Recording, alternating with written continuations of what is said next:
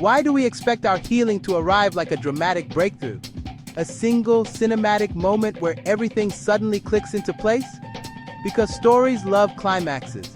Our culture celebrates the big, loud, visible transformations. But real healing, the kind that lasts, prefers small, honest moments. It unfolds in the quiet spaces between the big events. So, if you're ready to stop waiting for the earthquake and start noticing the subtle tremors of change, stick around. We're going to learn how to spot the quiet wins. Healing after narcissistic abuse rarely looks like a movie montage. There's no soaring soundtrack when you finally understand a piece of your past. It's subtle, it's quiet, it's often invisible to everyone but you. Fundamentally, it's your nervous system relearning that it's okay to respond differently than it once did to survive. It's the slow, steady process of reclaiming a sense of safety in your own body and mind. Big shifts happen, yes, but they're built on a foundation of tiny, consistent changes. Changes that are so easy to miss if you're only looking for the finish line. These little shifts are how resilience gets rewired. Let's explore what they look like, starting with your thoughts. The first area of change is often cognitive. It's how you talk to yourself. For example, you catch yourself thinking, "It makes sense I feel this way," instead of spiraling into shame. That's a moment of self-validation, replacing a lifetime of self-criticism. Or maybe you can spot manipulation or gaslighting in a conversation and not immediately blame yourself. You might still feel confused or hurt, but a small part of you holds on to the truth, a quiet anchor in the storm. This is the beginning of trusting your own perception again. A micro step here is to simply notice the critical inner voice without judgment. Just hear it. That's it. That's the practice. Tiny shifts, rewired resilience. Next, let's talk about boundaries. Healing isn't about building impenetrable walls, it's about installing a gate you can open and close. A subtle sign is when you pause before saying yes to a request, giving yourself a moment to check in. Or you find yourself writing a shorter, less apologetic email. You stop over-explaining your no. Each time you do this, you're teaching your nervous system that your needs are valid and your energy is finite and precious. It's a profound act of self-respect. A micro step? The next time you feel pressured to respond immediately, just say, "Let me think about that and get back to you."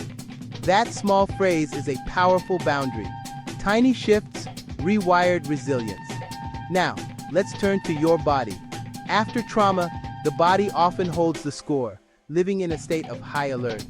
A huge sign of healing is when you can sit with a hard feeling for just a few seconds longer without immediately dissociating or reaching for a numbing behavior. You might notice your breath for a single cycle in the middle of a stressful day, or you pause before overriding your gut feeling. That gut feeling, that somatic intelligence, is your oldest guidance system coming back online. You're relearning the language of your body. A micro step is to place a hand on your heart or stomach when you feel overwhelmed and just breathe. You're signaling safety to your own system. Tiny shifts, rewired resilience. Healing also changes our relationship patterns. It might look like feeling a little less defensive when someone offers gentle feedback.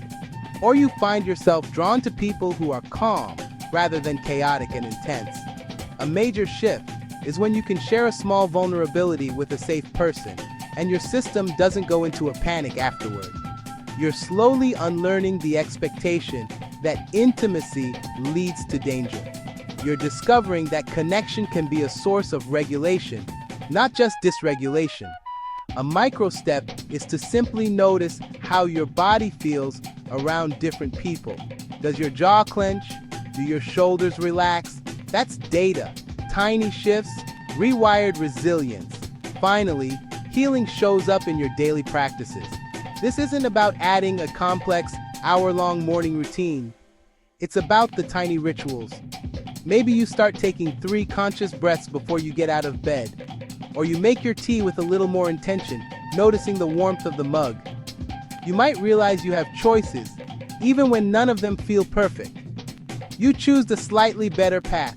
These aren't just actions, they are statements. They say, I am worthy of care. My peace matters. A micro step. Find one small thing you do every day, like brushing your teeth, and do it with your full, gentle attention for just 1 minute. See that? These aren't perfection tests.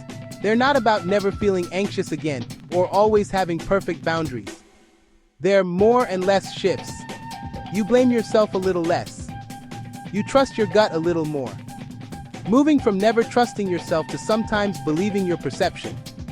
That's a monumental victory. Deciding to stay silent instead of over-explaining your existence. That's huge too. So take a breath.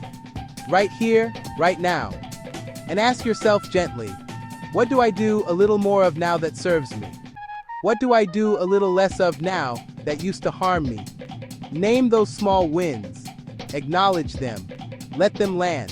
They are the evidence of your strength. You're not stuck. You're not behind. You are in process. You're rebuilding your world from the inside out, one tiny courageous shift at a time. If you want gentle expert support in noticing and strengthening these quiet wins, we're here to help.